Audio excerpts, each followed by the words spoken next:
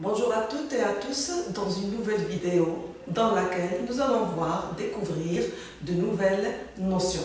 On rapporte toujours avec le texte narratif. Les concepts qu'on va voir aujourd'hui sont les procédés narratifs et le rythme du récit. On va expliquer tout ça d'une façon détaillée, mais commençons d'abord par ce texte. Ce jour-là, le notaire enjamba la fenêtre parce qu'il avait oublié la clé. 2 jours plus tard, en revenant de sa promenade, il tenta de refaire le coup de la fenêtre. Malheureusement, c'était un samedi et il y avait un monde fou dans la rue. Durant la semaine suivante, le notaire prit l'habitude de ne plus passer par la porte pour rentrer chez lui. Ce n'est qu'après un mois de ce régime que quelqu'un rapporta ce comportement bizarre à l'aide, qui en parla à Ada. Le lendemain, la ville entière était au courant. De quel type de texte s'agit-il? Bien sûr, il s'agit d'un texte narratif. Quels sont les indices qui le montrent? Les indices qui montrent qu'il s'agit d'un texte narratif, nous avons déjà les temps verbaux, on a le passé simple, on avait oublié l'imparfait, le plus que parfait plutôt, ça c'est le plus que parfait. Vous avez l'auxiliaire à l'imparfait plus participe passé, donc c'est le plus que parfait. Et on a bien sûr l'imparfait, pardon, c'était, avait. Vous voyez? Donc, ces temps verbaux sont ceux du récit. Voilà. Et le deuxième indice qu'on peut relever, les indicateurs temporels qu'on appelle aussi les connecteurs temporels. Et comme vous le savez, les connecteurs temporels, les indicateurs temporels, leur rôle c'est d'organiser le récit. D'accord? Alors, les indicateurs temporels, on peut les relever. Nous avons ce jour-là, 2 jours plus tard, durant la semaine suivante, après un mois, le lendemain. Alors, qu'est-ce que vous remarquez en ce qui concerne les événements ou bien les actions? Est-ce que le récit suit un ordre chronologique, c'est-à-dire, est-ce que les actions sont présentées dans l'ordre où elles se sont produites, ou bien l'ordre est bouleversé?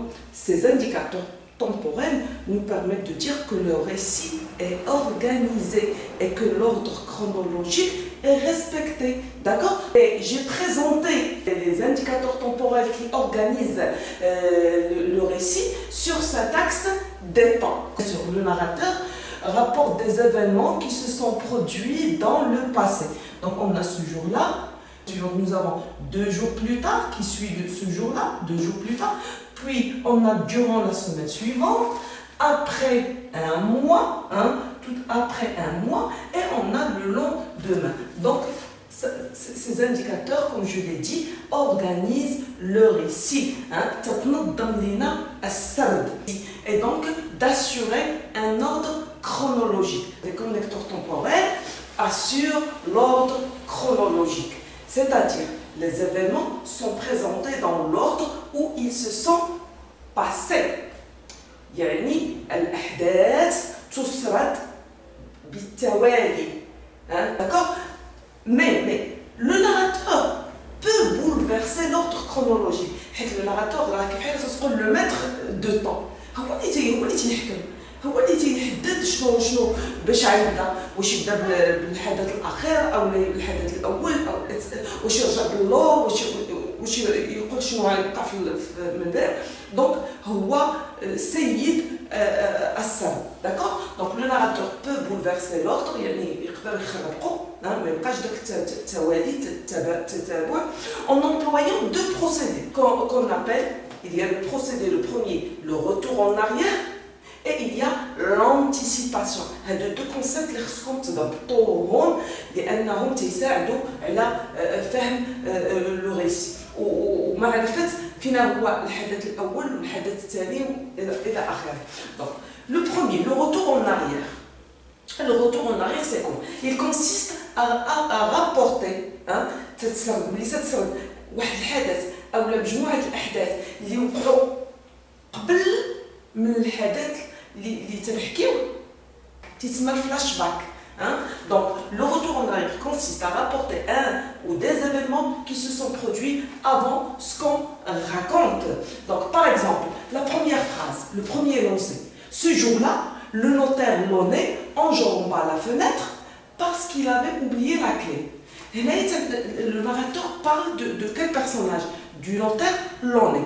Le notaire Launay, qu'est-ce qu'il a? Un jour, il passa par la fenêtre. Pourquoi? Parce qu'il avait oublié la clé. Dans cette phrase, dans cet énoncé, combien d'actions attend? On a deux actions. On a l'action de enjamba, on a l'action de oublier. Quelle est l'action qui a eu lieu la première, l'ordre chronologique? L'action اللي وقع هو الأول. C'est oublier.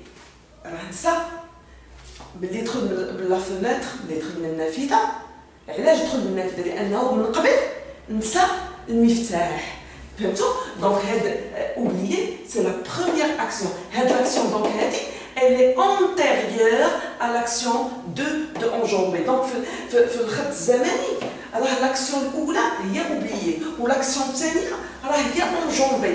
Le narrateur le passage il a utilisé, il a employé le procédé narratif, le retour en arrière. Il est revenu en arrière pour nous rapporter un fait, ou bien un événement. Quel est ce fait? Oublier la clé. À quel temps est conjugué le verbe? Il est conjugué au plus que parfait. Et l'action de enjamber, c'est le passé simple, où le plus que parfait exprime l'antériorité par rapport au passé simple et à l'imparfait.